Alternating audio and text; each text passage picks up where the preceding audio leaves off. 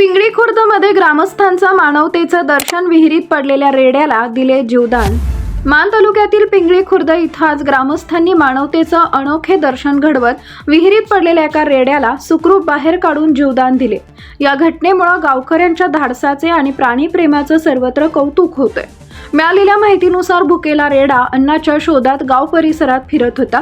त्यावेळी परिसरातील भटक्या कुत्र्यांनी त्याचा पाठलाग सुरू केला। जीव वाचवण्यासाठी रेडा सैरावैर पळत असताना ही बाब ग्रामस्थांच्या निदर्शनास आली।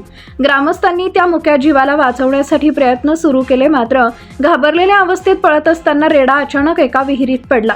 ही घटना लक्षात येताच गावातील पोलीस पाटील महेश शिंदे, माजी सरपंच लक्ष्मण जाधव तसेच गावातील युवक आणि पदाधिकाऱ्यांनी तात्काळ घटनास्थळी धाव घेतली।